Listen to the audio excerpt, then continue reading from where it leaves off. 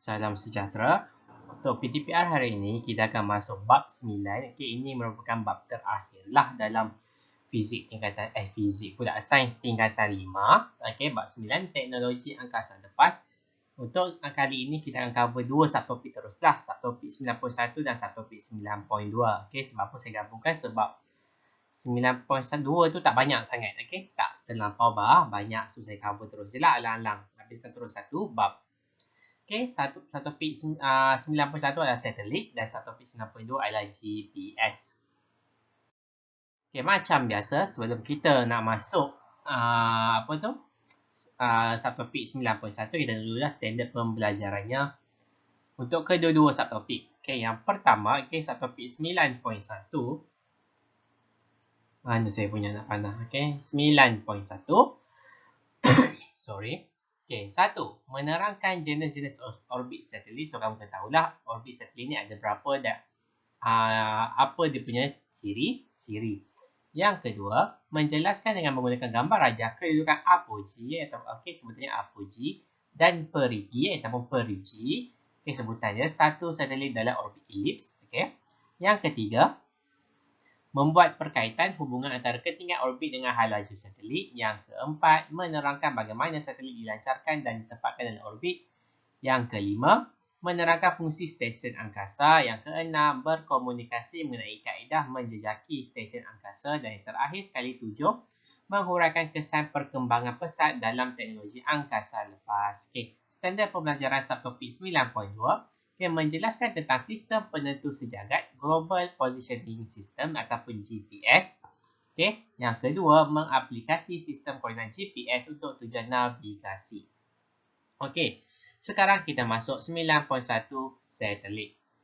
Satelit merupakan objek yang mengorbit planet atau bintang. Sebagai contoh, bulan merupakan satelit semula jadi yang mengorbit bumi. Okey, ini saya rasa kamu pada tahulah. Okey, bulan juga merupakan salah satu satelit. Okey, tapi satelit semula jadi untuk bumi. Selain satelit semula jadi, terdapat banyak satelit buatan manusia yang mengorbit bumi. Okey, jenis-jenis orbit satelit ini adalah standard pembelajaran nombor 2 lah. Orbit satelit yang mengelilingi bumi dikelaskan kepada 5 jenis mengikut ketinggian orbit, okay, altitude. Yang pertama, yang mana yang paling rendah? Okey, orbit rendah bumi, LEO. Okey, ketinggian orbit ialah 180 hingga 2000 kilometer. Kemudian kita ada orbit tinggi bumi, HEO, High Earth Orbit. Ketinggian orbit adalah sama atau lebih daripada 35,780 km. Okey. Kemudian orbit geosegerak, okey, ataupun GSO. Ketinggian orbit ialah 35,786 km dan sata orbit yang mempunyai suatu kecondongan terhadap satah khatulistiwa. So kita maksudnya LEO kat sini yang warna kuning. Okey.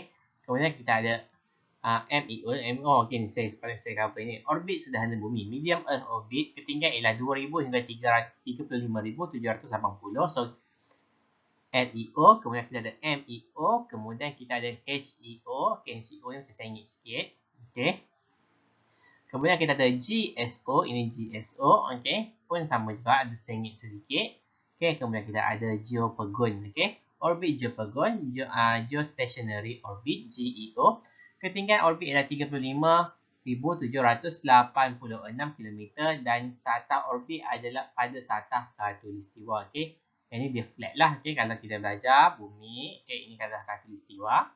Okey, macam Malaysia terletak di garisan khatulistiwa. Jadi GEO tu, okey, orbit yang selari, okey, yang selari dengan satah khatulistiwa. Okey, dia flat lah, flat, lebih kurang lah, dia flat lah. So kita tahu LEO, MEO, HEO, GSO, GEO. Okey, rendah, sederhana, tinggi, segerak, pegun. Saya ulang, rendah, sederhana, tinggi, segerak, pegun. Okey, geosegerak dengan geopegun lah. Yang segerak dengan pegun tu. Okey, bentuk orbit. Okey, bentuk orbit. So, bentuk orbit ada dua. Okey, satu adalah bulat sempurna, bulat yang cantik macam inilah. Yang kedua adalah bentuk elips. Elips ni macam bentuk membujur. Okey, Orbit GEO ialah contoh orbit membentuk bulatan. So, GEO adalah contohnya lah. Okay, bulat cantik. Okay, ini adalah GEO. Kita boleh tengok lagi kat gambar rajah sebelah tadi. Okay, manakala orbit GEO ialah orbit membentuk bulatan sempurna. Manakala MEO dan juga HEO. Okay, MEO ni medium, high. Okay, ni GEO tadi adalah yang apa tu? Geopegun tadi. Okay, GEO. Okay. So, MEO, HEO ni membentuk ellipse. Kita boleh tengok tadi lah dalam gambar rajah yang dekat sebelah tu. Okay, ini adalah standard pembelajaran yang kedua. Apogee dan perigee. Perigee, satu satelit dalam orbit ellipse. Okay.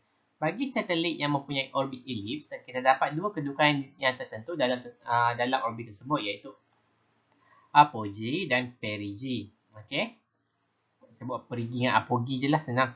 Apogee dan perigee. Okay. So, apogee bagi satu satelit dalam orbit ellipse merupakan kedudukan satelit yang paling jauh dari planet atau bintang yang disekeliling oleh satelit tersebut. Bagaimanakah perigee bagi satelit dalam orbit ellipse? So, apogee ni bagi satu satelit dalam orbit ellipse, okay, apogee ni merujuk pada orbit yang berbentuk ellipse lah. Okay, merupakan kedudukan satelit paling jauh. So, nampak kat sini, nampak tak? Bumi kat sini, pusat bumi sampailah ke apogee ni. So, sangat-sangat jauh. So, ini adalah apogee. Kedudukan satelit yang paling jauh dari planet. Manakala perigee kat belakang ini, okay, ini adalah kedudukan satelit yang paling pendek lah. Okay, kita bagi definisi. Dia suruh kamu sendiri yang tentukan. Okay. So, apogee dengan perigee ni adalah dua benda yang berlawanan lah. Okay, apogee yang jauh, perigee yang dekat. Okay, kedudukan satelit yang terdekat. Okay, ini dia tanya tadi mana ni. Okay, hubungan antara kedudukan orbit dengan hal laju satelit ini adalah standard pelajaran yang ketiga. Jenis-jenis orbit satelit, ketinggian orbit dan laju satelit adalah seperti rajah 94. So, ini adalah bumi. So, kita pakai sini LEO. LEO ini adalah yang rendah. Okay. MEO ini yang sederhana. Okay, manakala HEO ni yang tinggi lah. So, kita kat sini, yang rendah, lajunya adalah 27,500. Okay. Yang sederhana, 13,900. Yang tinggi, 11,100. So, kita boleh nampak semakin jauh, okay, ketinggian kan, semakin bertambah ketinggian,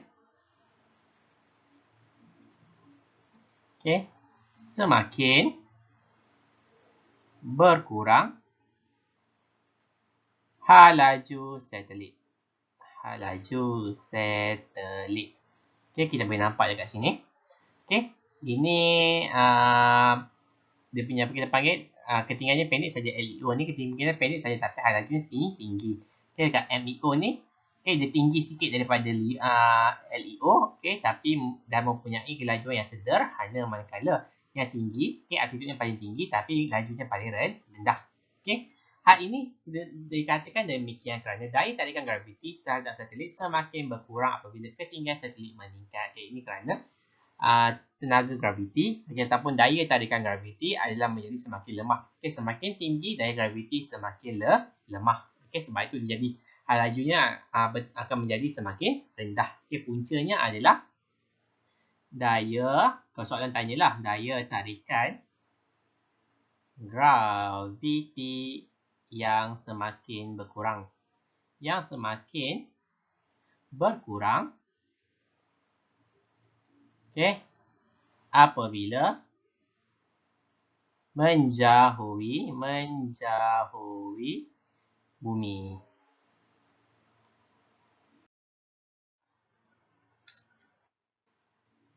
Apakah yang akan berlaku pada sebuah satelit yang sedang bergerak dalam orbit tetap jika hal lajunya berkurang terlalu rendah? Bagaimanakah pula jika hal lajunya meningkat terlalu tinggi? Okay, mari jalankan aktiviti itu. Inilah, okay, yang dia punya jawapannya. Pelancaran dan penempatan satelit dalam orbit. So, yang ini adalah yang keempat, standard pengajaran yang keempat. Mari jalankan aktiviti sampai 3 untuk mengetahui cara satelit dilancarkan ditempatkan dalam orbit secara terus ataupun melalui orbit pindah Hoffman. Okey, kaedah menghantar kenderaan pelancar ke dalam orbit. So, ini adalah kaedah menghantar kenderaan pelancar. Kenderaan pelancar yang terdiri daripada satu atau lebih roket digunakan untuk menghantar satelit atau kapal angkasa ke angkasa lepas. Pelajar 95 menunjukkan dua cara untuk menempatkan satelit dengan menggunakan kenderaan pelancar. Okey. Yang pertama adalah pindah secara terus ke orbit. So, ni bumi. So, dia dalam keadaan melengkung lah trajectory roket. So, roket itu dilancarkan. Okey. Terus masuk ke dalam orbit. Okey. Manakala orbit pindah Hoffman, kita boleh tengok dekat sini. Kalau kita tengok dekat orbit pindah Hoffman ni, mana mouse saya? Okey, kat sini. Okey, gambar rajah ini. Kita fokus pada gambar rajah ini. Kita boleh nampak lah. Okey. Dia bermula dekat sini. Nampak tak anak panah yang warna hijau ini? Okey. Dia bermula pada orbit ini. Kita boleh tengok sini. Orbit sini berbentuk bulat. Okey. So, bila orbit ni roket itu dilancarkan, so dia akan bergerak lah. Okey, dari sini orbit kecil ini warna hijau ni, okey, kemudian sampai dekat sini. Okey, dekat sini kalau kamu perasan yang warna kuning ni, okey, ini adalah orbit yang berbentuk elips. Okey, orbit yang kedua yang berbentuk elips. So kat sini berlakunya pembakaran di perigi. Okey, pembakaran ini ini adalah pembakaran yang pertama lah. Okey, ini merupakan pembakaran yang pertama. Okey, pembakaran pertama ini berlaku di perigi. Okey, di mana tujuannya adalah untuk meningkatkan laju. Okey, meningkatkan kapal angkasa lebih jauh, meningkatkan roket lah. Okey, meningkatkan ketinggian roket itu lebih jauh ke angkasa. Okey, meningkatkan ketinggian roket itu. Okey, itu di perigi. Okey. Ketinggian roket. Okey. Sampai yang kuning ini, okey, bila kuning sampai dekat sini, okey, berlaku pembakaran kedua. Pembakaran kedua pula berlaku di apogee. Okey, apogee. Okey, ingat balik yang perigi ni yang dekat, apogee ni adalah kedudukan satelit yang jauh. Okey. Tujuan yang kedua ini adalah pembakaran kedua ini adalah untuk mengekalkan roket. Okey, untuk kekal roket dalam orbit kedua. Okey. Dalam orbit yang kedua. Yang mana orbit kedua ni yang warna merah ni lah. Okay, kamu nampak yang warna merah ini adalah orbit kedua. Ataupun kamu nampak sini orbit besar. Okay, yang berbentuk bulat. Okay, ini kita panggil sebagai orbit pindah Hoffman. Okay, sebab dia memindahkan roket dari satu orbit ke orbit yang lain. Mula daripada orbit kecil yang berbentuk bulat. Kemudian ke orbit elips. Okay, kemudian ke orbit bulat yang lebih besar. Okay. Kamu kena tahu ada dua jenis pembakaran. So, dua jenis. Sebab terdapat dua kali pembakaran. Iaitu pembakaran di perigi dan pembakaran di apogee. Okey. Yang seterusnya, kenderaan pelancar dibagi kepada dua. Iaitu kenderaan pelancar diguna sekali. Okey, guna sekali saja. Yang kedua adalah pelancar guna semula. Okey, recycle lah. Expendable launch dengan reusable launch. Okey. Expendable ELV, reusable RLV. Okey, so kita tengok apa perbezaannya. Okey, ini yang kelima saya. Okey. Fungsi stesen angkasa antarabangsa. Okey, stesen angkasa antarabangsa ataupun kita kenali dia sebagai ISS. Okey. International Space Station, International Space Station ataupun ISS merupakan hasil usaha daripada 5 agensi angkasa iaitu NASA, iaitu daripada Amerika Syarikat, Roscosmos daripada Rusia, JAXA Jepun, ESA Eropah dan CSA Kanada. Datuk Syekh Muzaffar Syukur Al-Masri bin Syekh Mustafa adalah rakyat Malaysia yang pertama sampai di ISS. Okey. Keadaan sifar graviti adalah keadaan yang tiada kesan ketara daya graviti dirasai. Contohnya keadaan dalam aktiviti terjun udara dalaman, indoor skydiving. Okay, seperti gambar rajah 9.3 ini. Okay, saya rasa kamu pernah nampak. Peserta terjun udara dalaman akan terapung dalam udara dan merasai keadaan sifar graviti. Keadaan ini berlaku kerana daya tujahan yang dihasilkan oleh tiupan udara ke atas yang sangat kuat terhadap peserta tersebut adalah sama nilai dengan beratnya. Tetapi pada arah yang bertentangan. Oleh itu, tiada kesan ketara daya graviti dapat dirasai. Okay, maksudnya kat sini, okay, ni orang. So, daya tujah tu ada daya tujah yang ke atas. Lepas tu, pada yang sama, ada juga daya berat yang ke bawah. Okay. So, apa yang terjadi menyebabkan dia terapung, okey, seolah-olah tiada graviti adalah daya dekat atas ni dengan berat kat bawah ini mempunyai nilai yang sama. Contohlah kalau berat kamu adalah 300 lah cukup ni, 300 kecil sangat 300 ni. 900 lah. Okey, 900 Newton. Okey, jadi daya tu kat atas ni pun mempunyai nilai yang sama, iaitu 900 Newton. Okey, jadi menyebabkan badan kamu akan jadi terapung. Okey. Actually, even sekarang pun kalau kamu berada dalam keadaan duduk yang tidak bergerak, okey, kita boleh kata juga daya ke atas dengan daya ke bawah mempunyai nilai yang sama. Kaedah, okey, seterusnya. Kaedah menjejaki stesen angkasa. Kekerapan ISS mengorbit bumi dalam tempoh sehari dapat dihitung dengan maklumat mengenai ketinggian orbit dan laju ISS. Okey, tak apalah ni. Okey, menjejaki kedudukan stesen angkasa dengan menggunakan aplikasi telefon pintar. Okey, perhati dan kena pasti kedudukan ISS dan pemerhatian dalam gambar foto tangkapan skrin pada telefon pintar. Tangkapan skrin pada telefon pintar yang menunjukkan kedudukan pemerhati ISS dan orbit ISS. Ini ISS. Ini orbit ISS. Ini kedudukan kita lah dekat, ni kat Semenanjung. Dalam kes ni kamu kat sini lah. Okay, dekat Sarawak. Kesan perkembangan pesat dalam teknologi angkasa lepas ni saya rasa yang ke-7. Standard pembelajaran yang ke-7. Antara kesannya adalah bahan buangan di angkasa lepas. Okay, space junk yang semakin bertambah. Okay, so logik lah. Okay. Macam kat even kat dalam bumi pun, okay, kamu pun suka buang sampah merata, okay, lebih kurang lah. Bahan buangan di angkasa lepas atau space junk merupakan satelit yang tidak berfungsi. Bahagian ELV yang telah digunakan. ELV ni adalah yang sekali pakai saja yang telah digunakan. Serpihan satelit yang dihasilkan daripada pelanggaran antara satelit, roket yang habis dibakar dan sebagainya. Okay, contoh-contohnya lah beza dengan sampah yang kamu buang. Okay, ini adalah space junk. Okay. Bahan buangan di angkasa lepas yang ada. Kalau soalan minta contoh space junk, so inilah jawapan dia. Okey. Menurut pemerhatian yang dibuat oleh pihak pemantau space junk dari NASA, 95% daripada beribu-ribu objek buatan manusia pada orbit rendah bumi merupakan bahan buangan di angkasa lepas. Semakin banyak space junk, semakin tinggi risiko pelanggaran satelit dengan space junk. So, bahayalah. Hal ini juga menerangkan bahawa satelit cuaca GOES, okey, lazimnya berubah orbitnya beberapa kali supaya dapat mengelak pelanggaran dengan space junk. So, satelit cuaca ni yang cek cuaca lah kot. Okay. So, dia akan sentiasa berubah orbit disebabkan untuk mengelakkan pelanggaran. So, kalau pelanggar, so kalau rosak, so tidak bolehlah nak meramal cuaca. B. Peningkatan aktiviti penyelidikan dan pembangunan. So, ini adalah yang kebaikan lah. Yang ini kira macam keburukan dia. Ini adalah kebaikan dia lah. Kemajuan dan perkembangan dan teknologi angkasa lepas telah meningkatkan aktiviti penyelidikan dan pembangunan dalam pelbagai bidang seperti kesihatan manusia, respon terhadap perubahan dan bencana cuaca, teknologi inovatif baru, pendidikan global dan perkembangan ekonomi angkasa lepas. Okey, ini adalah praktis formatif. Okey, dan praktis formatif. So, jawab semualah. Okay, 1, 2, 3 hingga 6. Okay, namakan 5 jenis orbit satelit. Kemudian disuruh kamu lukis. Kita ada dalam buku teks tadi. Apakah hubungan antara ketinggian? Saya dah tulis tadi. Apakah orbit pindah Hohmann? Ini pun saya dah cakap tadi. Mengapakah angkasawan di AIS berada dalam keadaan terapung? Okay, tadi pun ini pun saya terang tadi. Orang terapung dari tu. Berikan pendapat anda tentang impak pertambahan bahan buangan di angkasa lepas. Ini slide sebelum tadi. Okay. So, macam biasa, hantar sebelum 5 petang. Okay, sorry.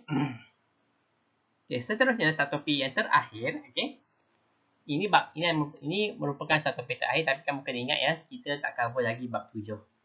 Okay, bab 7 kita cover bila boleh bersemuka minggu hadapan. Okay, 9.2. Sistem penentu sejagat. Okay, Global Positioning System. Okay, ataupun GPS. Kita biasa dengarkan GPS. So, apa itu GPS? Merupakan suatu sistem navigasi yang memberi maklumat tentang lokasi, masa kepada pengguna dalam semua keadaan cuaca. Maksudnya tiada halangan lah. Okay. Bagaimana, okay, kat sini kita nampak, okay, bagaimana GPS berfungsi. So, okay, ini adalah dia punya pemancar. Kalau kita panggil segmen kawalan. Segmen kawalan. So, dia akan memancarkan kena pada satelit. Satelit ini akan pantulkan balik kena kepada pengguna, iaitu kamu lah. Okey, bagaimana GPS berfungsi? GPS terdiri daripada 3 segmen iaitu segmen kawalan, segmen angkasa dan segmen pengguna. So, ini adalah segmen kawalan, dia memancarkan, okey, ini angkasa dan ini adalah segmen pengguna. Okey, segmen kawalan. Segmen kawalan terdiri daripada stesen kawalan utama, stesen kawalan utama alternatif, antena arahan dan kawalan serta stesen pengawasan. Banyak dia punya bahagian yang kita tengok sini. Ada stesen kawalan utama, segmen kawalan, stesen pengawasan dan segmen angkasa. So ada 4 semuanya. Isyarat yang diterima oleh stesen pengawasan dari satelit GPS dihantar ke stesen kawalan. Okey, mana stesen kawalan? Ini stesen kawalan. Okey, isyarat diterima oleh stesen pengawasan. Okey, stesen pengawasan ini akan diterima dihantar kepada stesen kawalan. Okey. Mana tadi semua pengawasan dan stesen GPS dihantar ke kawalan untuk menjanakan okey. GPS dihantar ke stesen kawalan utama yang akan menjanakan mesej navigasi di bumi. Antara maklumat yang dihantar dari antena bumi ke satelit GPS termasuklah posisi satelit GPS, faktor pembetulan waktu dan jam satelit GPS, data atmosfera dan almanak. Almanak tu sebutannya. Kalau Inggeris almanac, okey. So bahasa Melayu almanak lah kot. Okey, kemudian kita ada segmen angkasa. So kat segmen kawalan ni kiranya berlaku di bumi lah. Okey. Segmen angkasa ni berada di angkasa lepas. GPS terdiri daripada suatu rangkaian satelit. Satelit GPS mengorbit bumi pada ketinggian 20,000 km. So ini MEO tak silap saya. Okey, dalam kategori MEO, Medium Earth Orbit. Orbit satelit GPS lazimnya dikenali sebagai orbit separuh segerak. Okey, bumi semi-synchronous Earth Orbit. Dalam tempoh orbit lebih kurang 12 jam. So dia ambil masa 12 jam lah, separuh. Lepas tu kita kata separuh segerak. Sebab nak satu pusingan 24 jam kalau bumi. Dalam GPS, sekurang-kurangnya 4 buah satelit GPS dapat dilihat pada sudut 15 darjah atau lebih daripada paksi ufuk pada setiap masa dari semua lokasi di bumi. Antara maklumat yang dihantar dari satelit GPS ke alat penerima GPS termasuklah posisi satelit GPS dan masa isyarat itu dihantar. Okay, kiranya kat sini maksudnya terdapat 4 buah satelit GPS yang dapat dilihat pada sudut 15 darjah ataupun lebih daripada paksi ufuk setiap masa pada semua lokasi. Maksudnya kat sini actually kita boleh nampak lah satelit GPS ini kalau tak ada benda yang menghalang. Okay, kemudian kita ada segmen pengguna. Pengguna GPS merupakan sesiapa sahaja yang menggunakan alat penerima GPS seperti telefon pintar. Lokasi bagi suatu tempat dapat ditulis dengan 2 jenis format penulisan seperti darjah, minit, saat. Yang ini sila inilah darjah, minit, saat. Ini kalau kamu belajar dalam matematik. Okay, saya tak sure lah sekarang belajar atau tidak. Okay, tapi dulu pernah dulu KBSM ini tingkatan 5 punya matematik. Tingkatan 5 atau tingkatan 4 saya tak sure. Okay, darjah, minit, saat bertukar pakai kalkulator saja. Dan darjah desimal. Okay, darjah desimal tu yang biasalah degree C tu lah. Degree C tak, yang degree tu lah. Koordinat GPS boleh tulis dalam 2 jenis format iaitu DMS. DMS ni darjah pula. Day, minute, second. Day, minute, second. DMS. Okay. Koordinasi GPS. Okay, inilah dia. Kita boleh nampak DMS dan DD. Okay, DD. DD ni yang degree apa tadi? Darjah apa saya tak ingat tadi. Okay. Yang tadilah. Kita tahu ada DBS, ada DD. Okay. DMS tu darjah, minit, saat. Ini bentuk dia. Dan DD ni yang macam biasalah kamu buat 3.13 darjah. Lebih kurang macam tu lah. Okay. Yang ini boleh tukar direct terus jadi DMS. DD boleh tukar jadi DMS. DMS boleh tukar jadi DD. Okay. Menggunakan kalkulator kamu saja. Okay. Saya pun tak apa ingat. Macam mana tekan button yang mana satu. Okay, nilai kalau kat sini kan ada nilai positif mewakili latitude dan hemisfera utara, nilai positif mewakili longitude ke timur garisan Greenwich. Okay. So, ini utara, selatan, timur, barat. So, belah sini utara ke atas dengan belah timur. Okay. Nilainya adalah positif. Okay, manakala nilai negatif adalah belah barat. Okay, dan juga belah bawah. Okay, belah barat dan belah bawah. Okay, Ya, saya lupa cakap. Dia ada koordinat kan. Jadi bila ada koordinat maksudnya ada 2 point lah. Ada satu titik yang mempunyai bukan 2 koordinat, 2 point lebih kurang lah. So, kalau kita tengok dulu 3.13946.101.6895993. So, kita boleh kata kedudukan kat sini adalah utara dan juga timur. Okey. Kemudian kalau kita tengok dekat bawah tu Copacabana Rio de Janeiro negatif 22.970722 dengan negatif 43.18365. So kita boleh kata dia dekat barat dan juga berada dekat bahagian selatan. So area sinilah. Okey. So kalau kamu dapat satu pembacaan tentang koordinat yang satu negatif, satu positif, okey, maksudnya dia berada di barat. Okay, tapi bahagian atas ni barat dan utara. Okay. Dia berada di barat dan utara. Dia macam dia macam graf lah. Macam graf kan. Kita graf di sini kan positif, bawah ini negatif. Ini positif, ini negatif. Okay, macam kamu tengok kertas graf. Arah timur dan barat pada koordinat GPS dalam format DMS berdasarkan garisan Greenwich. Okay, ini akan belajar dalam geografi. Kegunaan GPS. GPS digunakan untuk tujuan navigasi dalam pelbagai jenis pengangkutan seperti pengangkutan darat, laut, udara dan angkasa. Selepas contoh aplikasi navigasi dengan GPS adalah Google Maps dan juga Waze. Okay, dua-dua ni adalah popular. Google Maps, okay, dan juga Waze. Okay, ini dua-dua apps yang kita selalu guna. Aplikasi yang kita selalu gunalah kalau kita search ataupun nak cari apa-apalah. Okay, ini Google Maps.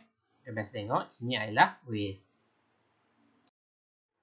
Okay, so itu sahaja untuk hari ini. So, praktis 9.2. Okay, macam biasa, sila hantar sebelum pukul 5 petang hari ini. So, nombor 1, apakah maksud sistem GPS? Mungkin ada tadi. Bagaimanakah GPS berfungsi? Ada tadi yang segmen-segmen tadi. Okay, apakah kegunaan GPS pun ada tadi. Okay, apakah kaedah pemberitahuan tentang kemalangan jalan raya yang berlaku dalam aplikasi navigasi pada para pengguna jalan raya tersebut? Apakah faedah pemberitahuan? Ini biasa dekat Waze lah. Okay, saya tak tahu Google Maps ada dekat. Kalau dekat Waze biasanya ada orang bagi tahu, okay, ada accident dekat sini. So apa kamu punya faedah dia? Kalau kamu tahu dekat jalan yang kamu nak lalu tu ada accident, okay?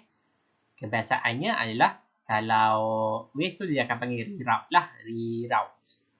Okay, dia akan cari semula jalan lain yang kamu boleh elak accident tu supaya kamu boleh sampai ke destinasi dengan lebih cepat. So, itu saja untuk hari ini. Okay, ini merupakan video yang terakhir lah. Okay. Saya buat 2 video je. Bukan 2 lah, banyak juga yang PDPR yang kita bagi GM tu. So, ini adalah video yang terakhir yang saya akan beri pada kamu. Okay, melalui link YouTube. So, lepas ini kita akan bersemuka. Okay. So, itu sajalah. Okay. Sekian. Terima kasih.